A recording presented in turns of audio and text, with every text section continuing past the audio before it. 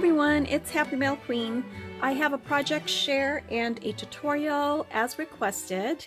I am going to share with you guys how I created my flip box, which was inspired by a couple of friends of mine, and the tutorial is actually originally from Forever the Young on YouTube, but I went ahead and modified the measurements and the box I made a little bit bigger to accommodate my little embellishment, clear embellishment box that I'm putting inside it.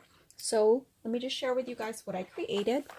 And I am now in Valentine's mode, just to let you guys know. So as you can see here, I have taken out all my Valentine stuff. And I have so many stickers from Michael's, just from everywhere. So anyway, here is my sweet box. Oh my goodness, I love how it came out. And let me just share with you guys. Put that aside for a sec. Look how pretty. So I basically used my Mind's Eye Lost and Found. And this paper is actually, you can find it at Hobby Lobby. It comes in individual sheets, which is this gingham here. And the other side of it is this beautiful floral pattern. And I remember I found out about this through my friend Bridget. Hey girl. And she is Shoe Princess 1 on YouTube. And yeah, she told me where to get it.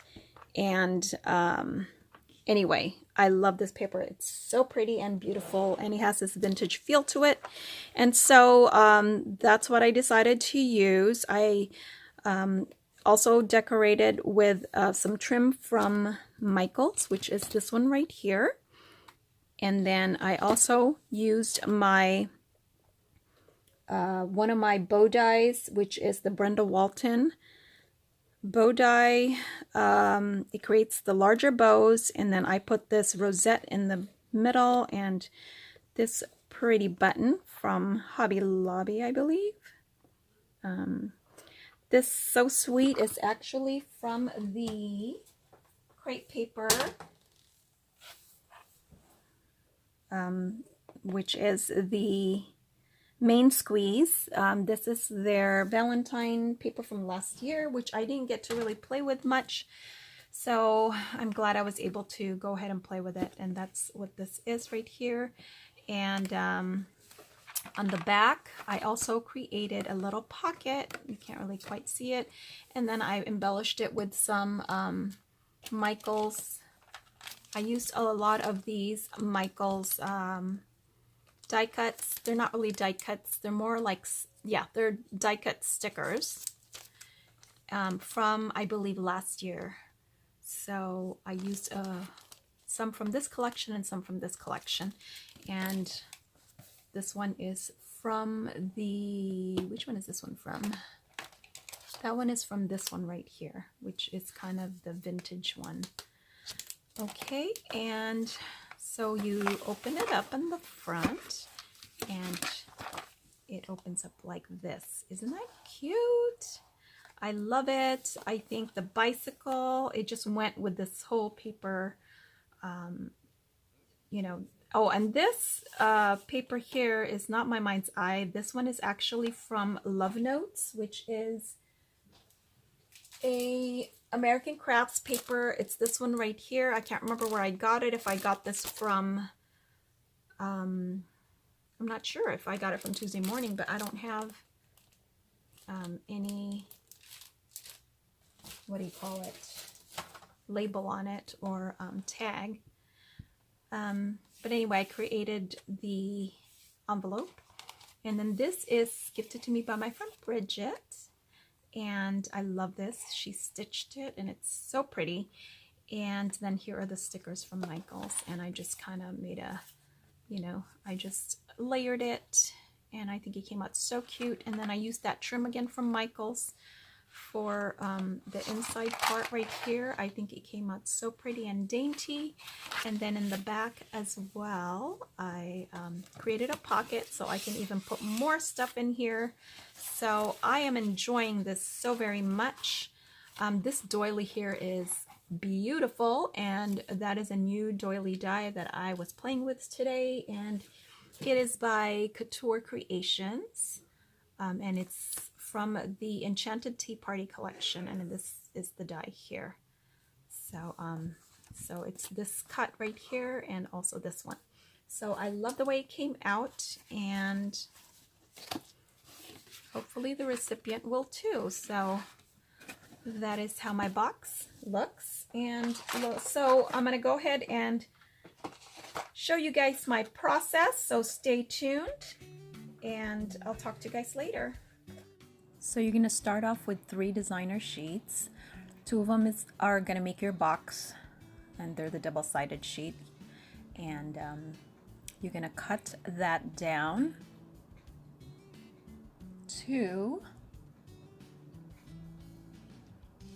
10 3/8 by 11 1/2, and this is the part that will be your box. Then you're going to take another sheet and cut that down to 4 by 8 3/8. And this will be your inner flap that creates the box, and I'll show you that in a little bit. The remainder of your 12 by 12, second 12 by 12 sheet, you're going to cut at 4 5/8 by 10 1/2, and then your third cardstock, you're going to create a card size of 4 1/2 by 7 using your scoreboard. So you want to trim this to 9 1/4 by 9 1/4, and we'll set that aside because you're going to use your envelope punch board for that one. Okay, so we're going to score now. This is going to be your box, so you want to score with the pattern side up. That is going to be the front of your box, and at the 10 3/8 side, you're going to score at 1 1/2 inch, turn it to the other side or 180 degrees, and you're going to also score at 1 1/2. Then on the shorter side, you're going to score at 5 and 6 1/2. And then you want to go ahead and burnish your score lines with your bone folder just to make it nice and crisp. And now you can see the score line a little better here on my pattern paper. Go ahead and slit or cut off that middle square that you created. So you want to just cut both squares on both sides.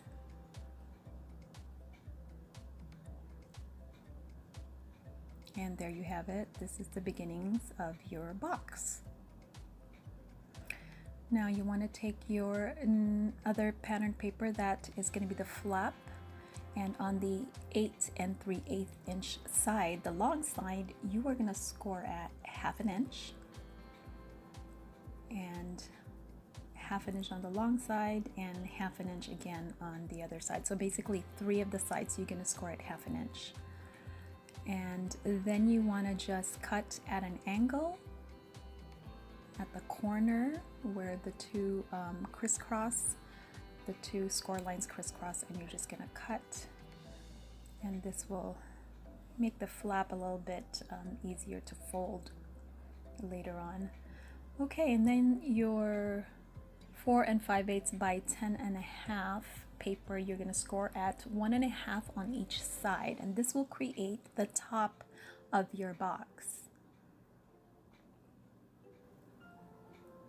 So go ahead and use your bone folder once again,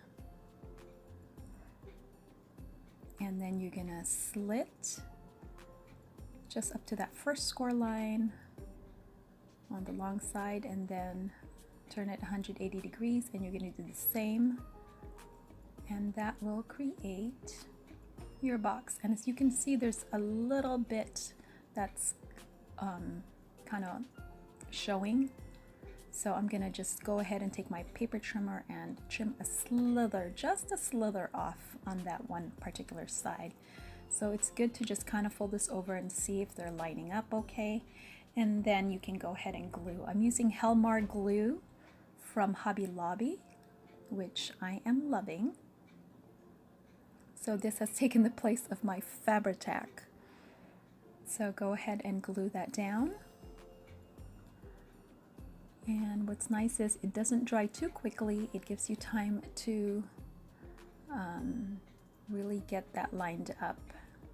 And then you can go ahead and use your bone folder to just make sure that the adhesive is spread out. And then we're gonna go ahead and put adhesive on the flap, and you're gonna glue that on that first score line at the bottom, and then we'll also work on the side.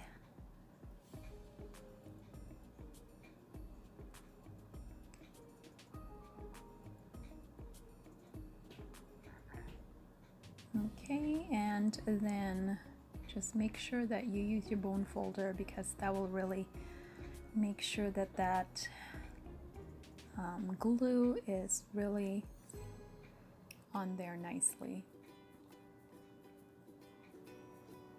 And there's your box. And I'm just trimming a little bit here just to make it even on the top. And now we're gonna take our scoreboard, and you are going to basically go on the score line, the first score line here, which is 3 3/4. So you're gonna punch and score, and then you're gonna find that score line and line it up with that little pointer guide there, and you're gonna punch and score, and just go all the way around. Hopefully you guys all know how to use your envelope punch board. Sometimes I still make a mistake, and you'll see here that I did do a little boo-boo, but I'm gonna have to cut that little piece off right there. I hope this video is not too fast, but you could always pause it if you're following along. And then again, I'm just gluing this so that my envelope is complete. And that little part in the middle there, you're gonna see that I'm gonna eventually cut that off. So this is how I usually place my envelope. And there, I'm gonna kind of fiddle with it and fold it. You can just glue that if you'd like, but I decided to cut mine off. And I will also later on embellish. Here I'm just putting my Velcro, and then you can use your ATG gun for that, but I went ahead and just, since I had my Helmar glue out and I'm using it, might as well just use that one glue. And here I'm just making sure that everything's adhered nice and flat, and I'm just always checking to make sure that that box is closing properly. So that is how you create the box. Sturdier box, you could also use 4 8.5 by 11 inch paper from Michaels and the 110-pound paper, but I'll have to do a tutorial on that on a separate video. So thanks for watching, guys. Bye.